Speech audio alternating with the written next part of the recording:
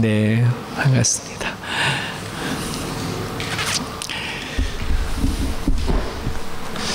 여러분, 이게 보이십니까? 저 뒤에 빨간 글씨가 뭐라고 되어 있습니까? 명제. 언제 들어보셨습니까? 학교 다닐 때 수학 시간에 혹시 들어본 단어가 아닌가 생각이 듭니다. 명제. 사람 이름 아니고요. 많은 사람들은 자기 안에 이 명제를 하나가 아니라 여러 가지입니다. 이걸 다른 말로 말하면, 쉽게 말하면 뭐뭇은 뭐뭇이다 하는 거예요.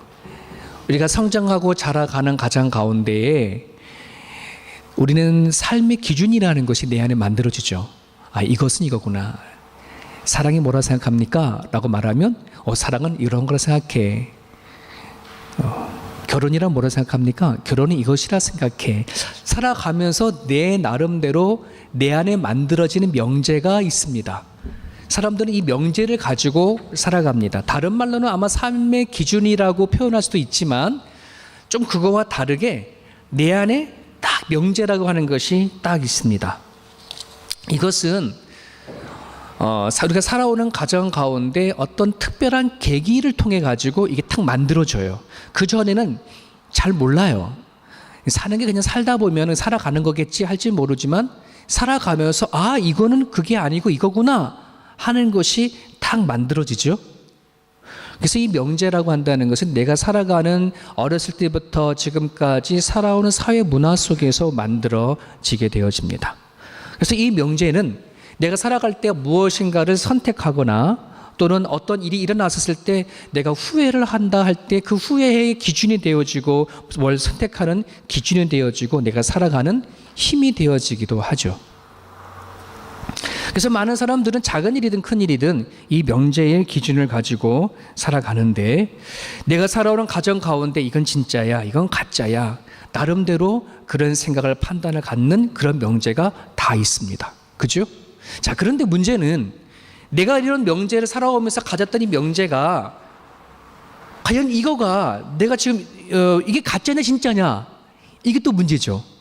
내가 살아오는 가정 가운데 내가 안에 만들어진 이 명제라는 것이 있는데 과연 이것조차도 가짜냐 진짜냐 라고 판단이 돼야 되잖아요. 예를 든다면 경찰관과 도둑이 있다고 합시다. 경찰에 물어봐요. 왜 당신은 경찰에 가는 데 뒀어? 라고 말하면 그거 내 마음이지. 내가 되고 싶은 게 되는 거니까. 그죠? 그 사람의 마음입니다. 경찰에 되든 또 뭐가 되든. 도둑은 왜 도둑이 되었어? 라고 말하면 그 사람 똑같이 난 내 마음이야. 내가 살아가다 보게 되어진 거야. 라고 그는 나름대로의 자기 어떤 모습을 가지고 얘기를 할 수 있겠어요. 특별히 어떤 물질에 관해서 경찰인 사람이 물질관에 대하는 건 다르죠. 저 사람 거는 건들면 안 돼. 저 사람은 저 사람 거고 저 내 게 아니야. 그런 명제를 가지고 있다 칩시다. 도둑에서의 물질과는 좀 다르겠죠. 내 건 내 거고 저 사람도 내 거야.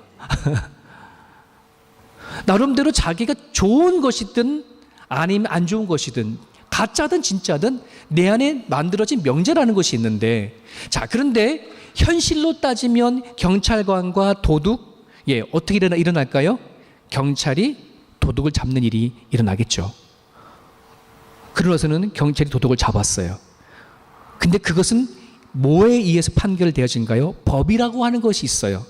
그래서 법이라는 것이 있어서 경찰관이 가지고 있는 명제가 도둑을 가지고 있는 명제보다 더 위에 있기 때문에 그거를 잡을 수가 있는 거죠. 그럼 이 도둑은 감옥에 가서 어떻게 해야 돼? 내가 이건 물질관에 대해서 잘못 알겠구나, 잘못됐구나 라고 하는 것을 뭐 해야 돼요? 인정해야 되고 틀렸다고 생각해야 되죠.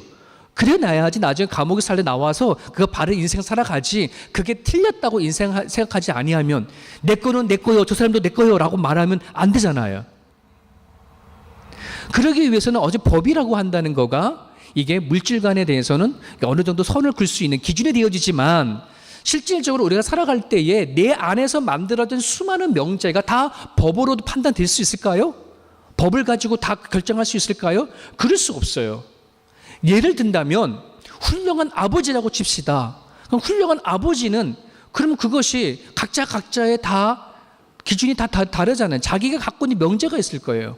어떤 사람에게는 이렇게 해야 정말 훌륭한 아버지, 참된 아버지야. 어떤 사람은 이렇게 하는 거 참된 아버지야. 나름대로 자기가 사회 문화 속에서 터득되어진 어떤 그런 개념을 가지고 얘기를 할 거란 말이죠.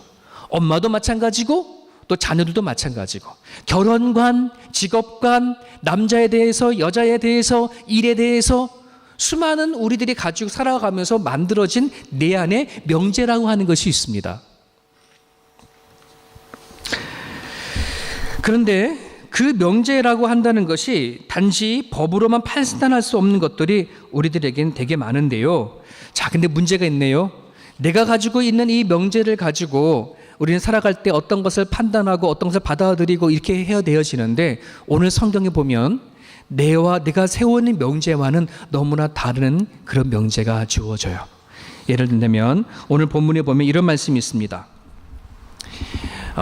사화나 종들에게 얘기하는 말이죠. 주인이 선하고 간용이 있는 그런 주인에게 그 사람들의 말만 순종하지 말고 까다로운 사람에게도 순종해라.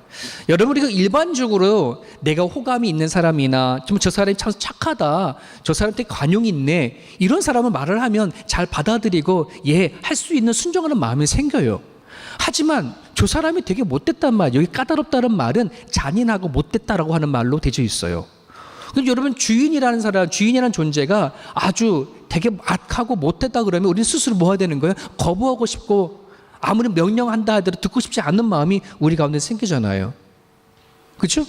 그러면 어떡하냐는 거예요. 근데 오늘 이 말씀에는 뭐라 그러냐면 그럼에도 불구하고 순종하라 이렇게 얘기하는 거예요.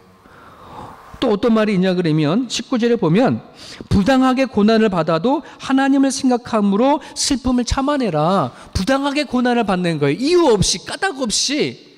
뭐냐면 누가 나를 괴롭히고 나쁜 짓을 하고, 그럼 우리는 어떻게 돼요? 그거에 대해서 어떻게 하게 우리가 정말 부당하게 되어진 일들을 그걸 참겠냐, 이런 말이죠. 내가 가지고 있는 명제로서는 그렇게 할 수가 있을까요, 없을까요? 없어요. 그럼 이렇게 되어지면 우리는 뭐가 되는 거예요? 힘든 거예요. 이래서 힘든 거예요.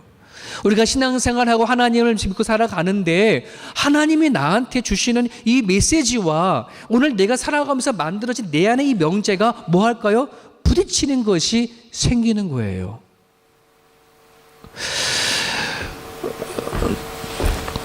어떻게 생각합니까? 이럴 때 어떻게 하면 좋을까요? 그래서 우리 베드로전서 그 앞에 2장에 보면 2장 8절을 한번 같이 읽어볼까요? 다시 한번 이 말씀을 돌아가서 생각을 해보게 되었어요. 그럼 같이 읽어봅니다. 시작. 부딪히는 돌과 걸려 넘어지게 하는 바위가 되었다 하였느니라. 그들의 말씀을 순종하지 아니하므로 넘어지나니 이는 그들을 이렇게 정하신 거라. 자, 우리 베드로전서 2장에 아까 8절에 뭐라 하냐면 예수님은 누구에겐 보배로운 돌이요, 모퉁이 돌이야. 아주 좋은, 그죠? 보배로운 건데 누구에게는 그렇지만 누구에는 걸려 넘어지는 거래요. 근데 지금 여러분, 지금 오늘 이 말씀을 보면 여러분을 걸려 넘어지게 하는 거예요, 아니면 보배로워요? 여러분, 이 말씀이 보배로워요? 네? 여러분에게는 정말 부당한 일을 받는 사람에게 그렇게 참고 해라. 주인이 못됐고 그러는데도 불구하고 잘 순종해라 하는 것이 여러분들은 걸림이 안 되나요? 많은 사람들은 여러분 걸림이 될 거라고 생각이 되어져요. 걸림이 되어진다는 말이에요. 여러분, 예수님께서 나의 보배로운 분이냐, 걸려 넘어지게 하는 것이냐라고 말할 때에 과연 그 예수님께서 말씀하시는 것이 내가 순종하느냐 안 하느냐는, 순종하냐 그렇지 않느냐에 결정이 되어지는 거예요. 근데 하나님은 말씀하신 이 부분을 여러분들이 걸리지 않고 잘 받아들이겠습니까? 여러분, 성경에 이런 말씀이 얼마나 많아요. 너가 누구한테 대접받기를 원하느냐, 너가 대접을 해라. 우리는 이 세상에 살아나갈 때 누군가 짓밟고 올라가야 높이 올라가는데, 너 높이 올라가려면 너 밑으로 내려가라, 낮아져라 라고 하는데요. 너가 인정받기 원하냐, 낮아져라, 남을 대접하라. 원수가 있으면 원수를 위해서 기도해줘라, 원수를 사랑하라까지 말씀하시는데 그것이 우리가 살아가는데 걸림이 안 될까요? 부딪혀지잖아요. 내가 가지고 살아오면서 만든 이 명제라고 하는 것과 예수님께서 말씀하시는 것이 부딪힌다는 말이죠. 저는 이 말씀을 묵상하면서 그런 생각을 했어요. 예수님 자체 너무 좋아. 나를 위해서 십자가 못 돌아가시면 예수님 옆에 있으면 정말 24시간 내에 붙어서 같이 지내고 싶어.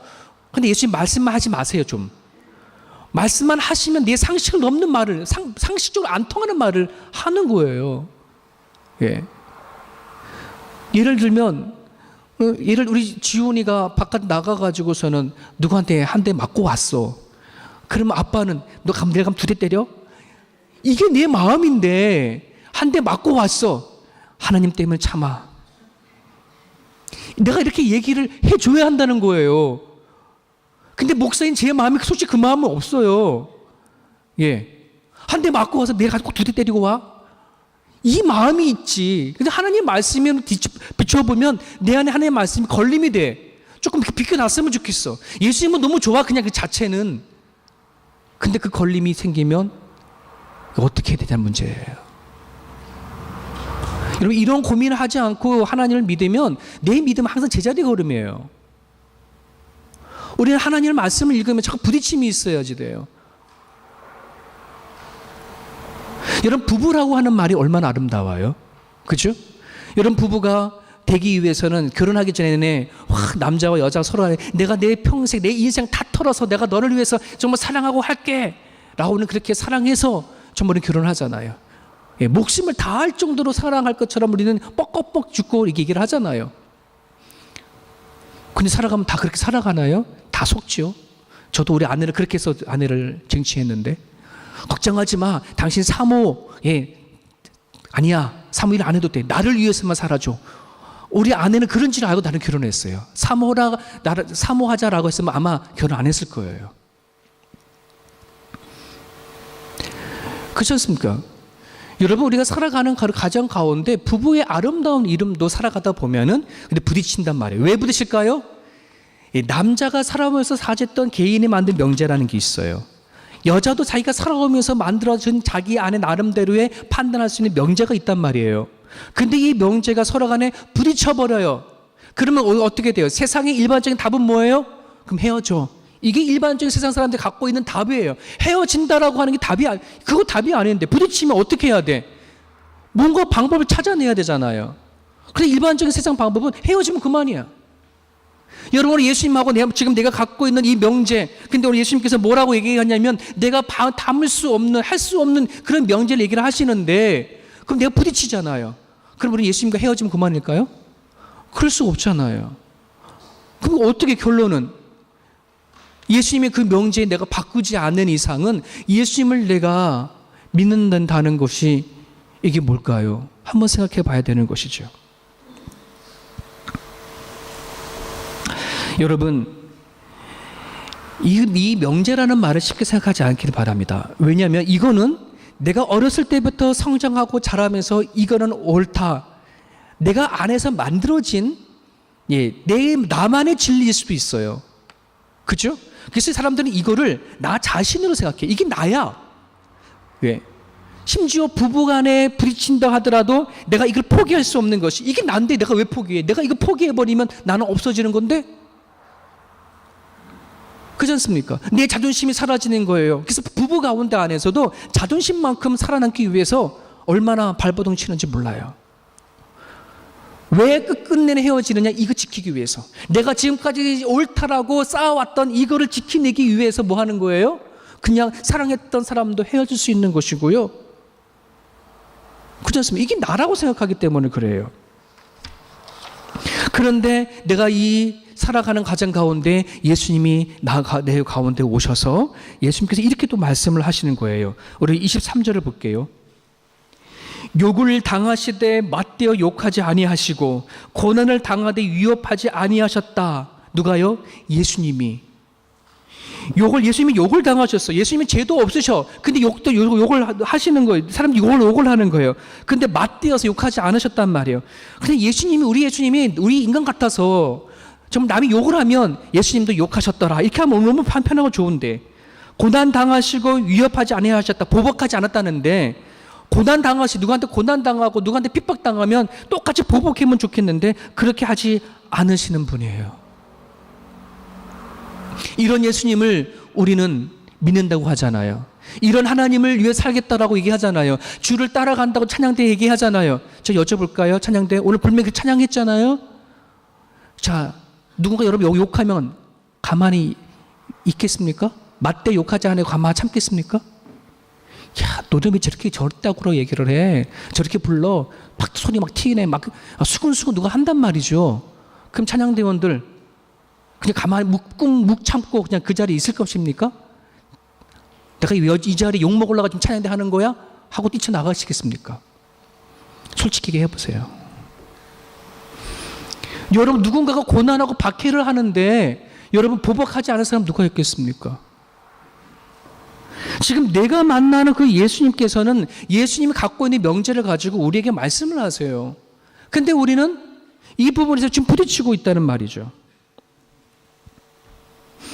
여러분 이런 부분들 안에서 여러분 기독교를요 너무 쉽게 생각하지 마십시오. 하나님을 믿는 거 쉽습니까? 어렵습니다. 예수님 믿는 거 너무너무 어렵습니다. 하나님 믿고 따라간다는 거 너무 어렵습니다. 왜요?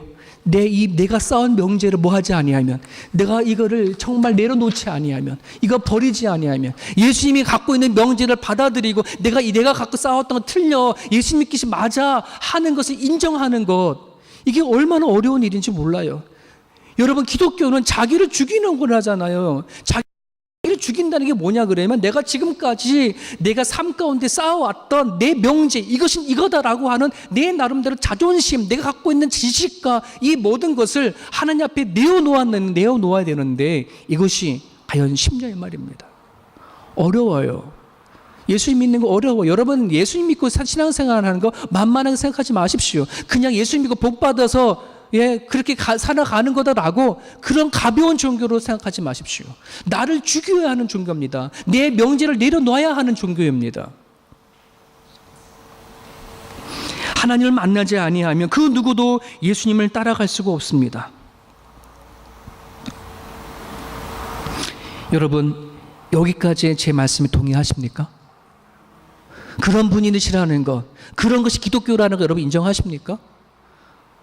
여러분 우리가 그리스도인들이 도리어 기독교를 너무나 가벼운 종교로 치부해버리지 않았나, 그렇게 살지 않았나. 예수님 믿고 살아가기 너무나 힘들고 어려운데 그냥 너무 가벼운 거로 얘기하고 전하지 않았나. 그냥 교회 다니면 마음 편안해져, 모든 것 다 해결되어져, 그런 식으로 여러분들이 그렇게 전하지 않았나. 물론 우리 처음 복음을 그렇게 전해야 될지 모르겠지만 여러분 예수님 만나면 그 다음부터 내가 뭐 하는 거예요? 내 명제를 십자가에 못 박는 일이 남아져 있는데 우린 그거 하지 아니하면 진짜 살아계신 하나님 못 만나요. 왜 우리 10년 20년 오랜 동안 신앙생활을 해와서 교회를 다녀왔음에도 불구하고 살아계신 하나님을 왜 못 만날까요? 이게 이루어지지 않아서 그래요. 여전히 내 안에 있는 내 명제가 살아있고 예수님의 명제는 그냥 예수님 거라고 생각하고 있기 때문에 그래요. 아무런 일이 일어나지가 않거든요. 욕을 당해도 맞대어 욕하지 아니하시고 고난을 당해도 보복하지 아니하고 공의로 심판하신 하나님께 눈물로 부탁했대요. 예수님이 갖고 있는 명제예요. 여러분 세상 사람들에게 우리 기독교를요 가볍게 여기지 않기를 간절히 바랍니다. 그리하려면 남들이 흉내내지 못하는 것을 우리는 할 수 있어야 합니다. 그게 뭐냐면 바로 이거예요. 세상 사람들은 욕 하나 하면 욕 두 개를 해나가는 것이 세상 사람들이 갖고 있는 명제입니다. 하지만 예수님께서는 그게 아니에요. 너가 예수님이 아무런 죄가 없고 아무 흠이 없는 그분이 욕을 당해도 맞대 욕하지 아니하셨대요. 고난을 당해도 보복하지 아니하셨대요. 그러한 것이 우리 가운데 있어야 세상 사람들이 뭐 하는 거예요? 흉내낼 수 없는 거죠. 그러면 세상 사람 우리를 바로 보고 뭐라 그럽니까? 당신의 삶은 대단하다. 어떻게 그렇게 하지 않을 수 있지? 어떻게 욕하지 아니할 수 있지? 어떻게 맞대지 않을 수 없지? 우리는 그렇게 세상 사람들 얘기를 하는 거죠. 우리는 그때 뭐 하는 거예요? 내 안에 예수가 있기 때문에, 살아있는 하나님이 있기 때문에, 하나님이 내가 그렇게 하게 되면 하나님 일하실 것을 믿기 때문에 그렇게 한다라고 하는 것이 우리 가운데 있어야 될 줄 압니다. 체코 출신이 그 밀란 쿤테라고 하는 사람이 쓴 책이 있습니다. 참을 수 없는 존재의 가벼움. 참을 수 없는 존재의 가벼움이란 책인데요. 아주 고전입니다. 읽어보신 분도 계시는데 한 번 읽고 두 번 읽으면 잘 이해가 되지 않는 그런 지금 되게 어려운 책인데요. 근데 그 책의 뒷부분에 가면은 7장으로 되어 있는데 맨 마지막 장에 두 남녀가 나옵니다. 이 남녀는 여자는 사비나라고 하는 여자고 남자는 프란츠라고 하는 남자인데 이 사비나라고 하는 사람은 체코 프라하에서 성장하고 자랐어요. 근데 그 당시에 이 체코는 공산국가였거든요. 공산국가에서 자라던 이 스바냐라고 하는 이 여인이 거기서 한 남자를 사랑하다가 이게 서로 이 사랑이 잘 이루어지지 않는 바람에 너무 상처를 받고 해서 스위스라고 하는 쪽으로 망명을 하게 되어집니다. 근데 스위스에서 와서 제네바라 하는 곳에 누굴 만나냐면 프란츠라고 하는 남자를 만나게 되는데 이 남자는 스위스라고 하는 자유국가 속에서 성장하고 자란 아주 그러한 남자예요. 근데 서로 둘이 눈이 맞아서 사랑하게 되어지는데 문제는 서로의 살았던 삶의 배경 안에서 만들어진 이 명제가 서로 다른 거예요. 그래서 이 여자는 공산국가 속에서 있으니까 어떤 것이 있냐면 항상 그 마음 가운데에 나라에 대한 상처가 있어요. 자기가 움크리고 살아왔기, 자유를 움크리고 살아왔기 때문에 스위스에 가가지고서는 그 자유함을 만끽하려고 그래서 나라에 대한 배신감이 늘 항상 있어요. 자, 근데 반면에 프란츠라고 하는 사람은 어렸을 때부터 일찍 아버지가 돌아가셨지만 어머님 밑에서 살아 자라왔던 이 프란츠는 그 마음속 안에 항상 아무런 일이 별일 없는 그냥 평범하고 자유국가 속에 살아왔는데 항상 그 마음속에는 뭔가 혁명 같은 게 일어났으면 좋겠다 뭐 이런 것이 마음에 품고 있던 그런 사람이에요. 그 서로 간에 음악을 대하는 것도 서로 다르고 미술이나 여러 스포츠 모든 걸 갖고 있는 명제가 서로 많이 달라요. 완전 극과 극인 거예요. 더군다나 이 나스프란츠라고 하는 남자는 생각을 좀 깊이 하고 인생이 무엇인지라고 하는 자기의 삶에 대해서 무게를 두고 생각하는 반면에 이 사비나라고 하는 여인은 이 공산국가 속에 살아오다 보니까 자기를 생각할 수 있는 그런 것이 없었어요. 너무나 인생은 그냥 순간적이고 쾌락적이고 그냥 지나가 버리는 거라고 가볍게 생각했다는 말이죠. 그러다고 보니까는 뭐냐면 서로 사랑은 하지만 이 여인이 남자를 이해할 수 없어서 후에 헤어져 버려요. 그리고 나서는 나중에 이 사바나라는 여인이 깨닫게 되어지죠. 내가 내 자신의 이 인생을 너무나 가볍게 생각했기 때문에 그 상대방의 남자를 이해하지 못하고 받아들이지 못했다. 그래서 나는 누구를 만난다고 할지라도 자꾸만 상처를 주고 헤어지고 있구나. 내가 내 인생을 가볍게 보는 것에 대한 참을 수 없어. 너무 속상해. 라고 이야기하는 것이 그 책의 내용이에요. 여러분의 인생은 어떻게 봅니까? 여러분의 인생을 가벼운 인생으로 봅니까? 무게를 두고 보십니까? 여러분 유태인들은 어린아이들이 태어나서 걸음마를 시작하게 되면 이 아이들에게 장례식을 데려가고 죽음이 무엇인지 가르쳐준다고 합니다. 심지어는 기회가 되어지면 죽은 시체를 만져볼 수 있는 만져보도록 한다는 거예요. 우리랑 좀 반대잖아요. 왜 그러냐 그러면 너도 죽게 돼 라고 하는 것을 어렸을 때부터 가르쳐주는 거예요. 그러면 죽음을 두고 살아가는 아이와 죽음을 모르고 살아가는 아이들은 살아가는 삶의 태도가 분명히 달라진다는 것이에요. 여러분의 인생은 어떻게 생각합니까? 여러분이 생각한 여러분 인생은 가벼운 인생인 겁니까? 아니면 여러분의 갖고 있는 인생은 존귀하고 귀하고 무게를 둡니까? 사랑하는 여러분, 하나님의 아들 예수 그리스도가 이 땅에 오셔서 우리에게 만나주신 것, 그 안에 나를 선택해 주셔서 하나님은 자녀로 삼아 주신 것, 이게 가벼운 일일까요? 놀라운 일일까요? 놀라운 일이에요. 기적 같은 일이에요. 근데 너무나 많은 사람이 내가 예수님을 믿고 이 자리에 예배드린다고 하는 이것을 감동이 없어요. 무게를 두지도 않아요. 주일날 예배한다는 이 자체가 얼마나 소중하고 귀한 것인지, 내가 하나님 앞에 나와 찬양하고 기도하고 하나님 말씀 가운데 거한다는 것이 얼마나 영광스러운 것인지를 이걸 여러분이 정말 마음속에 깨달아 알아줘야지 돼요. 그래야 여러분 주일날 와서 예배드리는 이 모든 자세와 모든 드려진 게 다 달라질 수 있어요. 근데 우리가 그냥 늘 습관적으로 늘 와가지고 나 하나 그냥 난 크리스찬이야. 나는 교회를 다녀. 난 늘 와가지고 예배 드리지라고 한다 그러면 여러분들의 그 시간들을 가볍게 생각하지 마십시오. 주일날 한 번 드리는 그 한 시간의 예배가 얼마나 내 인생 가운데 가치 있고 존귀하고 귀한 것인지를 그거를 깨닫고 들어질 때에 여러분 하나님은 우리 중심을 보는 거예요. 다른 게 보는 게 아니에요. 그죠? 놀라운 일입니다. 사랑하는 여러분, 우리가 성경에 보면 내 감정대로 내 욕구대로 내가 하고 싶은 대로 살아왔던 나의 모습, 내가 만들어진 그 명제, 하지만 예수님께서 갖고 있는 그 명제에 딱 부딪혔을 때에 나를 과연 이거를 꺾을 수 있을까? 그런 생각을 우리가 해봤으면 좋겠습니다. 사랑하는 여러분, 오늘 예수님께서 채찍에 맞음으로 너희가 나음을 얻었다. 이사야부터 얘기했던 말씀이죠. 자, 여러분 여쭤볼게요. 예수님께서 십자가에 못 박혀 돌아가셨어요. 나 대신에 채찍을 맞으시고 죽으셨어요. 그것으로 인해서 내가 나음을 입었대요. 자, 그럼 여러분 예수를 믿음과 동시에 뭔가 나음을 입었다는데 뭐가 나아지셨습니까? 뭐가 나아지셨어요? 아팠던 질병이 나아지신 분 계셔요? 뭐가 나아졌죠? 배고픔이 나아지셨나요? 여러분 가지고 있는 문제가 해결이 되어주셨나요? 우리는 너무나 많이 이런 걸 가지고 얘기를 합니다. 우리가 예수님이 십자가 못 박혀 돌아가 채찍을 맞음으로 내가 나음을 얻었다 라고 하니까 도대체 예수를 믿었는데 나한테 나아진 게 없어. 난 여전히 병들어 있고 여전히 내는 배고프고 여전히 이런 문제가 있다라고 얘기를 해서 많은 사람들이 이거에 대해서 깊이 생각하지 못할 때가 많아요. 여러분 창세기 3장에 가면 어떤 얘기가 나냐면 우리 인간이 죄를 범하여서 우리 안에 죄가 들어온 이야기가 시작이 되어지는데요. 여러분 하나님께서 아담과 하와를 만드셨을 때에 아담과 하와는 에덴 동산을 걸을 때 수많은 근심과 없이 하나님 그렇게 살았어요.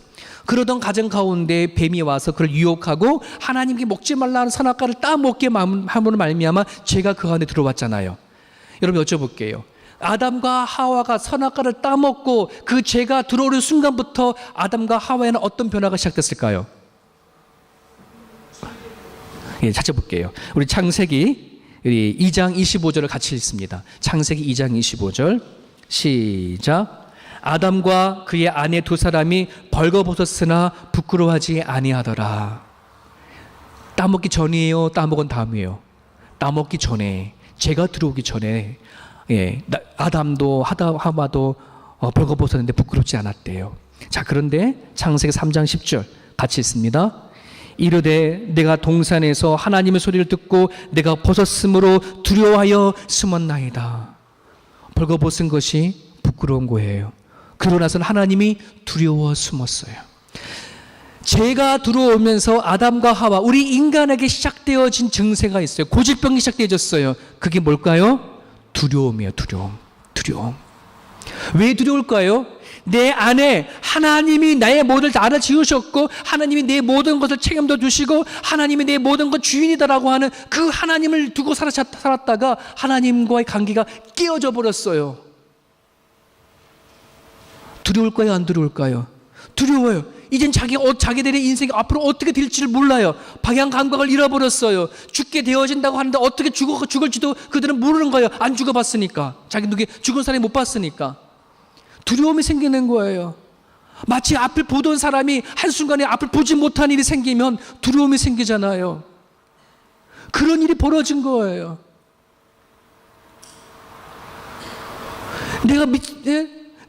저는 그런 경험을 했어요. 저희 아버지가 주석기 사람으로 돌아가셨는데 저희 아버지가 살아 계실 때만 해도 그래도 그저 병상에 있었지만 그래도 든든했어요. 근데 아버지가 딱 돌아가시자마자 저희 어머님이 너무 힘들어하는 거예요. 정신 못 차리는 거예요.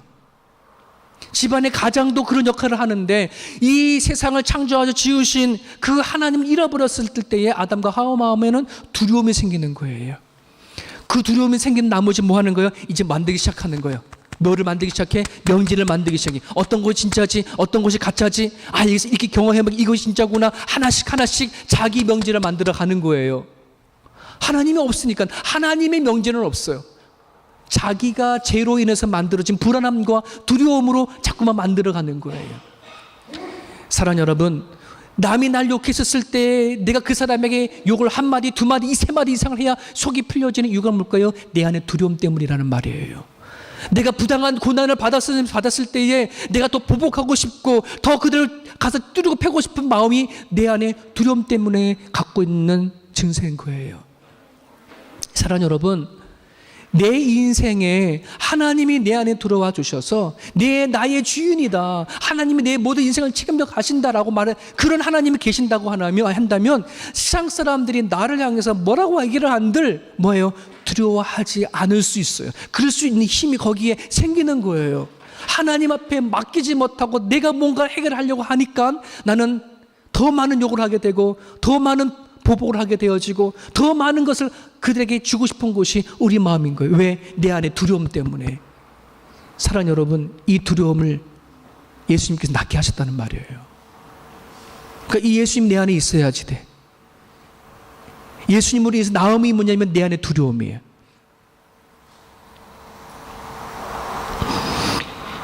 사랑하는 여러분, 우리는 예전에는 목자 없는 양 같았다가 부모 없는 고아와 같았다가 이제는 아니다라고 오늘 베드로는 얘기를 하고 있는 거예요.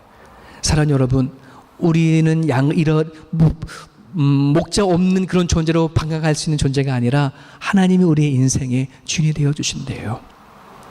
하나님 내 아버지가 되어 주신다는 거예요. 여러분 두려워하지 마십시오. 그래야 내 명제가 지금까지 살아왔던 이 명제를 다 내어버리고 꾸겨버리고 예수님의 명제를 내 안에 받아주시는 거예요. 그 명제는 사랑인 거예요. 예수님이 답이다, 예수님이 진리다, 예수님이 생명이다, 예수님이 길이다, 사랑이 답이구나. 여러분 가정 안에서 이렇게 하면은 누가 잘못하면 막 지적한다고 그 사람이 바뀌지 않아. 하지만 내가 하나님의 사랑으로 내가 참고 내가 가만히 있으면 내가 지적한다고 그 사람이 변하는 게 아니라 그 사람이 내가 변함으로 그 사람이 달라지는 것을 우리는 보잖아요. 오늘 이 말씀을, 저와 여러분의 말씀을 받아들이고 나는 그렇게 할 수 있는 능력이 없다 할지라도 예수님을 여러분들이 주인으로 삼으셔서 그 두려움을 내어 던지고 하나님 앞에 살아갈 수 있는 저와 여러분 모습이 되기를 간절히 바랍니다. 우리 같이 한번 기도하겠습니다.